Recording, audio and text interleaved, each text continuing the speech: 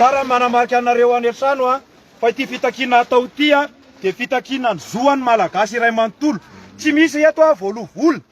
tsy misy eto avy amina firehana politika fa fitakiana izay natao hatramin'ny herina lakamisy no tohizana androany. Fa aoka ireo media sasatsasany tsy arasaraka an'ireo mpitolona hoe misy voavidy vola aho misy olona ohatr'izao tolona iray ho an'ny vahoaka ilay atao eto. Izay nijoroan'ny olona iray manontolo eto. Aza masarasarahana ilay tolona tompoko. Sotandrindro. Tokony mpianatra rery no tonga eto fa tokony izay vahoaka rehetra matsara mijaly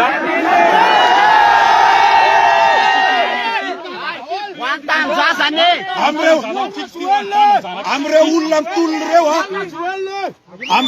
amreo olona mitolona ireo misy olona parti hoe tsy tapaka jiro tsy tapaka rano fa eto izy androany satria maniny marary anazy le zavatra mahazo an'le gasy resakina le zavatra atao eto.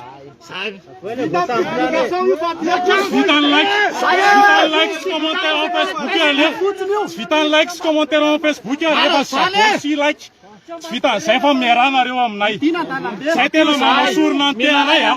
manasorona ny tenanay zay zay tsy miafina zay tsy vidimbola fa manasorona ny tenanay zay. Dia mba tongavinareo fa nareo samy miaraka mijaly amin'ny vahoaka malagasy.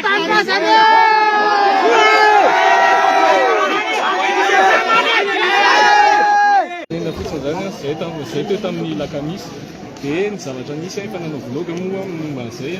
zay pacifique zay mbola mitaky jiro sy rano sy ny sisa dia tonga avy any le fiara blindé iny tonga dia nanapoaka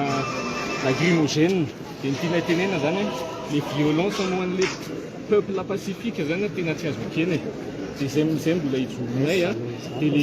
le répression na vahoaka pacifique mitaky ny zoany zay hoe jiro sy rano zay tokony tsy tokony violentena zany ny tanora manao an'izany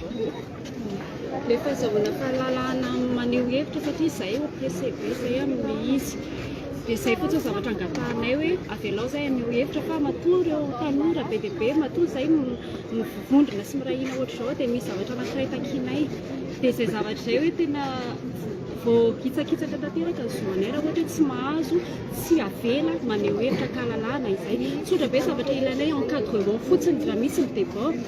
fa avela zay aneho hevitra ninina zany zavatra hevitranay eto surtout iny zany tavoalohany mantsy le izy resaka jiro sy rano dia mitombo isan'andro hoe le fangatahana izay fotsiny zavatra encadreo izahay raha misy miopefy dia zoan'le olona satria hitanay tamin'ny lakamisy reny mantsy fa afaka neutralisena ihany inge le ray roa raha ohatra hoe misy manangana le ady zany fa hatreto zany raha hitantsika ohatr'izao zao milamina izay avelao fotsiny izay ny mpandroba zany no tokony samborona fa ny ankoatran'izay raha maneho hevitra pacifiquement tsy tokony atao an'izany. Sotra tokony